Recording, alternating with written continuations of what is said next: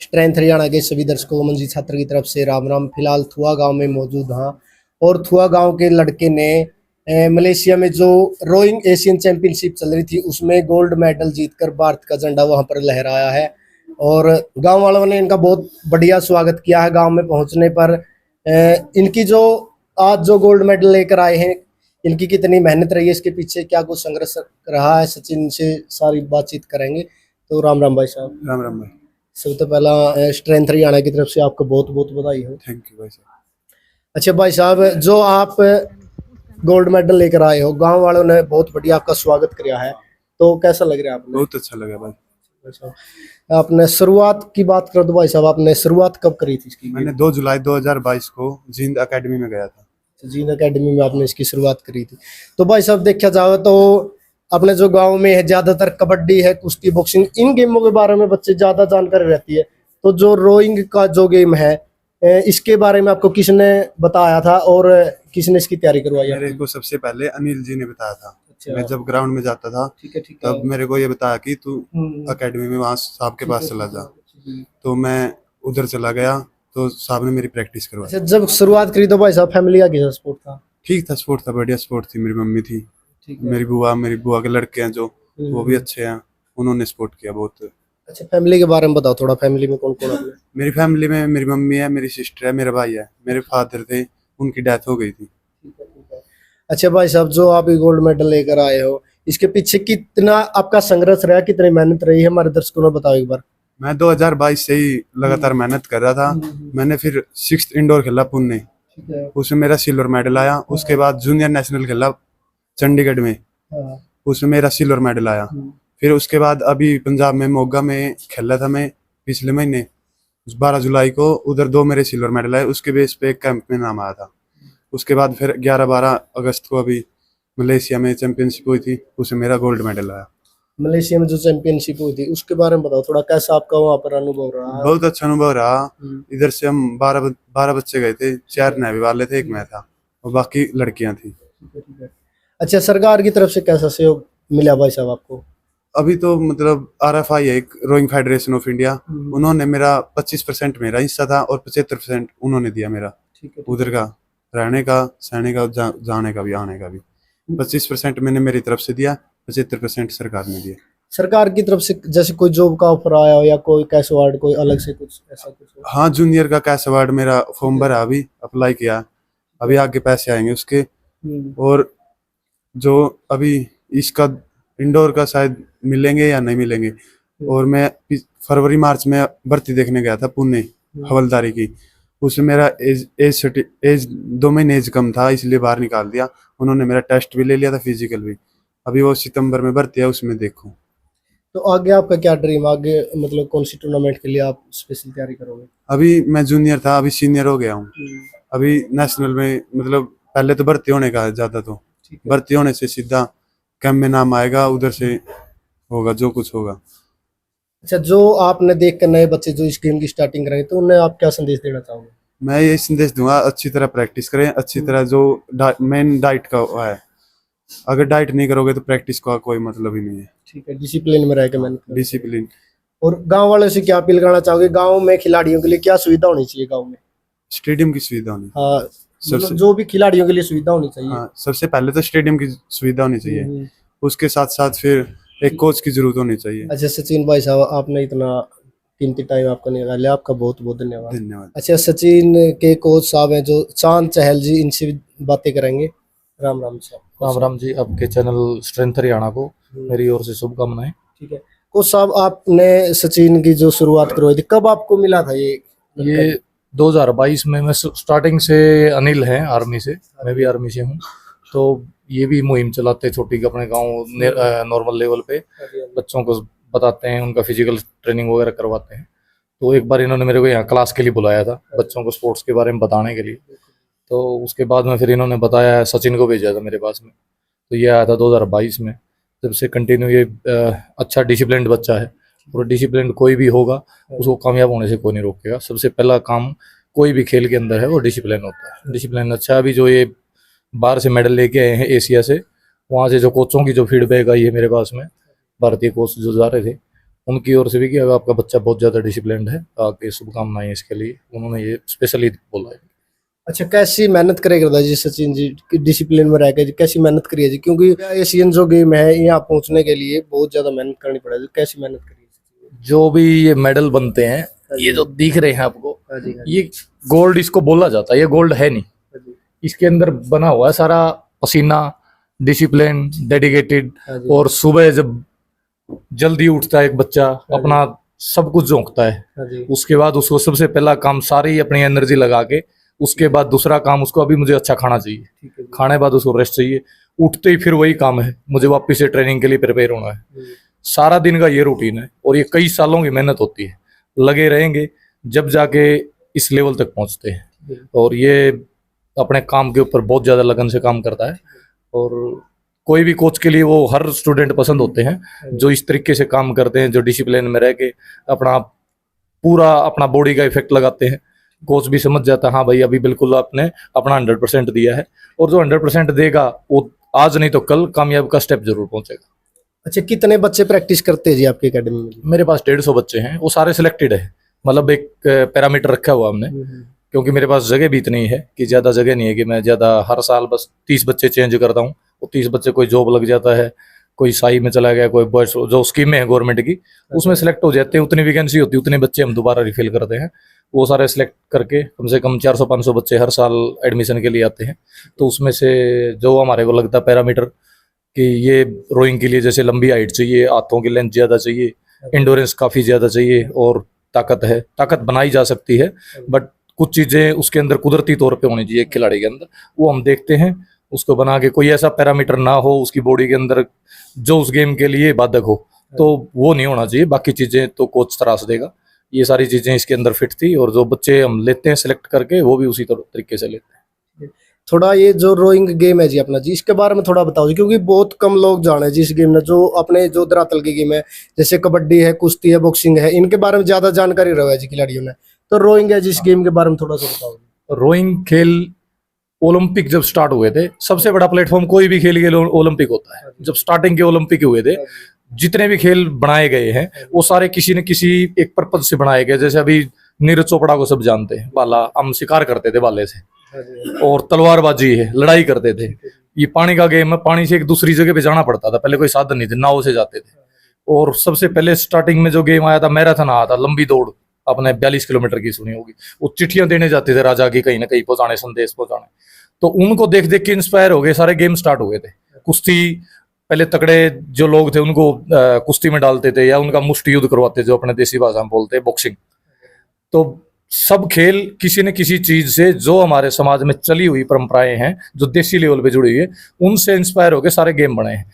फिर दूसरी बातें हैं हमारे धरातल के ऊपर, जो देसी हरियाणा बहुत ज्यादा टैलेंटेड राज्य है, इसमें हर चीज का टैलेंट है।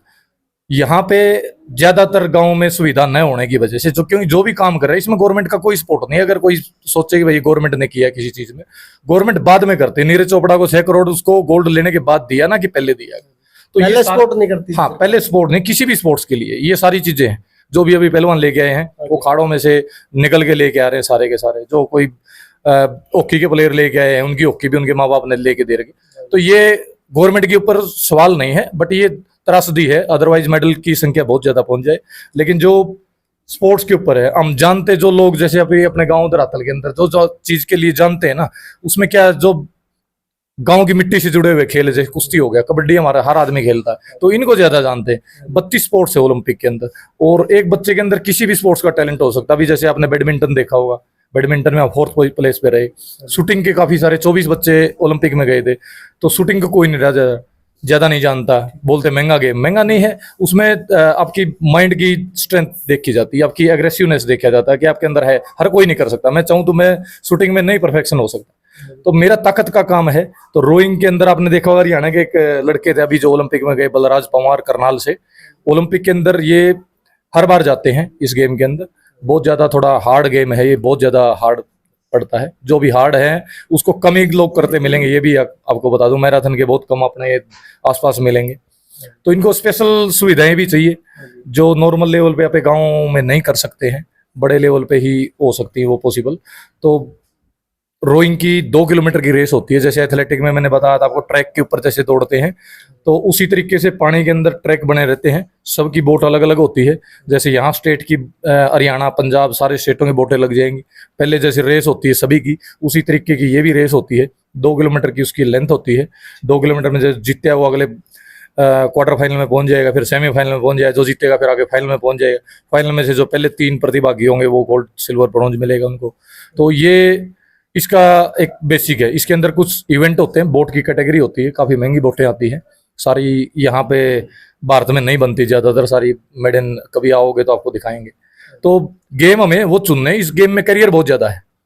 अभी अगर स्किल लेवल पे देखे जाए, कुश्ती के अंदर बहुत ज़्यादा करे, कबड्डी आपके ये जो गांव है छात्र, थुआ, देवड़ा, इसके अंदर आपने सारे जो बुजुर्ग वो जानते हैं कि कबड्डी बहुत ज्यादा संख्या में खेलते हैं। लेकिन अगर उनकी ये पूछे कि आपको जॉब कितने बच्चों को मिला, कामयाबी कितने बच्चों को मिली, तो शायद 1 या 2 का नाम मुश्किल से ले पाएंगे। तो ऐसे गेम पकड़ो जो ओलंपिक के दायरे में आते हैं, उनके अंदर बहुत ज्यादा जॉब है, बहुत ज्यादा पैसा है, गवर्नमेंट भी बहुत पैसा दे रही है, ऐसी बात नहीं है। अभी ये सचिन खेल के आया है, इसको पैसे की आगे, ये तो स्टार्टिंग था, इसका जो संघर्ष था वो ओलिया है। अभी पैसे की कोई कमी नहीं रही, जितना करेगा उतना पैसा मिलेगा। यूनिवर्सिटी लेवल पे अलग मिलता है, सारी जगह पे मिलता है। चैनल खुल जाते हैं आपको। एक चैनल ये है मेन स्ट्रीम, जिससे जाते हैं स्टेट से, और फिर मेन बॉडी भारत के लिए खेलने के लिए। एक है स्कूल की तरफ से यूनिवर्सिटियों में जाते हैं, यूनिवर्सिटी से भी वर्ल्ड के लिए खेल सकते हैं। तो बहुत सारे चैनल हैं, सब अपना अपना पैसा देते हैं, सबके लिए नाम है। लेकिन वहां तक पहुंचने के लिए जो संघर्ष है वो माँ बाप ने करना पड़ेगा, बच्चे ने करना पड़ेगा। नहीं, आपने नहीं लगता जी अगर सरकार शुरुआती दौर में बच्चा अगर जैसे नीचे लेवल पे खेला है, जैसे स्टेट लेवल है, डिस्ट्रिक्ट लेवल है, इनमें सपोर्ट करा तो और भी बच्चे निकल के आ सके हैं जी? देखो, गवर्नमेंट के आगे तो कोई भी शक्ति ऐसी नहीं है जो नहीं कर सके। गवर्नमेंट हर काम कर सके, नहीं, करना चाहिए जी, करना तो चाहिए। लेकिन जो सरकारों के ऊपर ब्लेम करते हैं तो फिर हमारे ऊपर उंगलियां उठने लगी। हम ज्यादा कंट्रोवर्सी में नहीं आते इस चीज में, किसी भी सरकार के लिए। किसी सरकार को ये बोलना ये अच्छा करे, बहुत सारी गवर्नमेंटों ने पहले अच्छा किया है। अभी की स्कीम उनके हिसाब से, जो भी पढ़े लिखे बुद्धिजीवी बैठे उन्होंने जो स्कीम बनाई है उसके आधार पे, लेकिन जो ग्राउंड लेवल पे काम नहीं होता है, ये आप लोग भी देखते हो। कोई झूठ के पुलिंदे मारता रहे तो बात अलग है, ग्राउंड लेवल पे कोई सुविधा है नहीं। आपके गांव में देख सकते अभी स्टेडियम भी नहीं, इतने 7,000 तकरीबन वोट होंगे मेरे ख्याल में। तो इतने बड़े लेवल के ऊपर अगर गांव है, यहाँ पे तो ये 4-5 गांव तो बहुत बड़े बड़े हैं, इस गांव में क्या टैलेंट नहीं है? अगर सुविधा दी जाए, कोच दिए जाए, कोच बैठे हैं ड्यूटियां पीट रहे, कोई वोटों की काउंटिंग कर रहे हो। कोचों का काम वोटों की काउंटिंग करना नहीं है, कोचों का काम है तराशना। हो सकता है कि मैं कबड्डी का हूँ, वहां पे नहीं है कबड्डी की सुविधा, मैं बता तो सकता हूँ बेसिक, भाई कबड्डी के लिए दौड़ना है, स्पीड चाहिए, आपको ताकत चाहिए, कुछ चीजें तो बता ही सकता है कोच।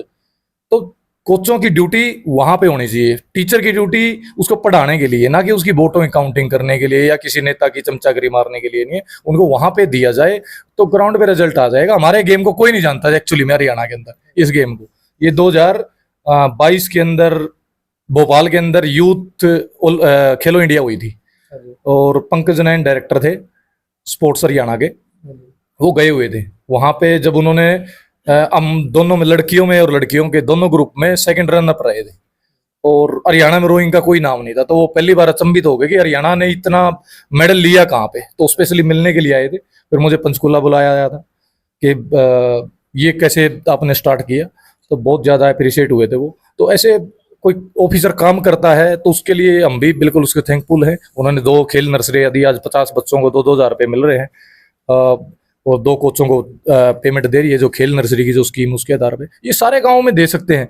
हर गांव में कम से कम भी 2-3 खेल ऐसे हैं जिसके अंदर बहुत ज्यादा बढ़िया कर सकते हैं। और उनके अलावा है तो वो कोच देखेंगे, भाई नहीं रोइंग की जीन चला जा, शूटिंग की दिल्ली में चला जा, वो कोच अपना आप गाइड करेंगे। ऐसा कोई कोच पागल नहीं है जो टैलेंट को पकड़ के बैठा रहेगा, बोला ना भाई तू मेरे पास रहो। तो ये सारी चीजें जब होगी, जब वो सरकारी कोचों का सही तरीके से यूज होगा। अदरवाइज तो स्पोर्ट्स में नेक्स्ट ओलंपिक में भी जाएंगे, इस बार 6 आगे हो सकता है 5 ही आए, 7 की मुश्किल संभावना है। क्योंकि जो हमारी गवर्नमेंटों की जो काम करने का तरीका है वो खिलाड़ियों को पसंद नहीं है, ना किसी कोच को पसंद है। मैं आर्मी से रहा हूँ तो वेल डिसिप्लिन्ड है हम, तो हमारे को कोई मतलब नहीं इन चीजों से। तो सीधी सीधी बात है, काम रियलिटी में ग्राउंड पे होता ही नहीं है। आपके जो स्टूडेंट है जी, वो कितने आज तक नेशनल खेले या इंटरनेशनल कितने हो गए? मेरे आपके गांव डेवड़ा से एक लड़की है जो भी पीछे एशियन गेम हुए थे उसके अंदर गई थी खेलने के लिए, 9th प्लेस रहा था उसका। एशियन गेम बहुत बड़ा, मतलब ओलंपिक के बाद 2nd बड़ा गेम एशियन गेम होता है। वो लड़की है, उसको अभी गवर्नमेंट जॉब के लिए वेटिंग करना पड़ रहा है। ये एक बड़े दुर्भाग्य की बात है। पिछले 2 साल से अभी उसकी लिस्ट लगी नहीं, अभी ये गवर्नमेंट चेंज हो जाएगी, वो अगली गवर्नमेंट लगाएगी, जब तक तो टाइम हो जाता है। तो ये एक बड़ा सिस्टम खराब है। दूसरा, मेरा एक बच्चा एशिया के अंदर गोल्ड लेके आया था 2022 में ही, और अभी ये सुमन और सचिन लेके आए हैं गोल्ड, और 2 गोल्ड लेके एक सिल्वर लेके आए हैं। तो ये मेरी इंटरनेशनल लेवल पे अचीवमेंट है। और नेशनल लेवल के ऊपर काफ़ी सारी हम रनर अप, फर्स्ट, सब जूनियर के अंदर कैटेगरी के अंदर जो 15 साल के बच्चे हैं उनके अंदर रहते हैं, हमेशा पोजीशन में रहते हैं। मतलब पहली 5 पोजीशनों के अंदर हरियाणा का भी आउट नहीं होता। नए खिलाड़ी है जो उन्हें आप क्या संदेश देना चाहते हैं? नए खिलाड़ियों के लिए सभी के पास यही है कि भाई आप सर्च करो गूगल के ऊपर, आप देखो कि क्या खेल के अंदर ज्यादा संभावनाएं हैं, फिर अच्छे कोच सर्च करो, उसके बारे में डिटेल से देखो ये कोच की क्या प्रोफाइल है, क्या ये सिखा सकता है, मैं इसके पास जाऊंगा तो वेल ट्रेन हो सकता हूँ। फिर जो आपके गांव के पास में जो भी टैलेंटेड आपके टीचर रहे हैं, कोई पुराने आपके गांव के खिलाड़ी रहे, उनके पास में अनुभव काफी है, क्योंकि वो उस टाइम पे खिलाड़ी थे जब गाँव में किसी को पता ही नहीं होता था कि खेल है क्या। तो उनका जो अनुभव है वो आपको सही दिशा देगा, एक अच्छी जगह पे आपको बताएंगे भाई इस तरीके से जा। अगर उनके पास बैठेंगे तो बताएंगे। और अच्छी ये है कि जाओ, बहुत सारे गेम हैं, इतना ज़्यादा कैरियर है गेम के अंदर, 32 गेम है, उसके अंदर बहुत सारे इवेंट हैं। मतलब ओलंपिक के अंदर 10,500 एथलीट गए थे, अब उसके अंदर जो ओलंपिक मेडल हैं, अब वो नीरज चोपड़ा 400 करोड़ का एक प्लेटफॉर्म उसने तय कर लिया है। तो वो सब कुछ मिलेगा, आप एक टॉप क्लास के जीवन जियोगे, डीएसपी बनोगे, एसपी बनोगे, सारी चीजें आपको एक ग्रेड की मिलेगी, लेकिन उसके लिए मेहनत बहुत करनी है और सही दिशा में करनी है। ये सबके लिए मेरा यही संदेश है कि भाई आप सही दिशा में लगो। बहुत बहुत धन्यवाद कोच साहब, आपका, आपने जो इतना कीमती टाइम निकाला है इसके लिए आपका बहुत बहुत धन्यवाद। धन्यवाद पूरे गांव का, मैं बहुत शुक्रगुजार हूं जो बुजुर्ग आए हैं, और जो युवा संस्था जो काम कर रही है इस गांव में, उसके लिए बहुत दिल से प्यार है मेरे लिए, और आपके चैनल के लिए शुभकामनाएं। धन्यवाद।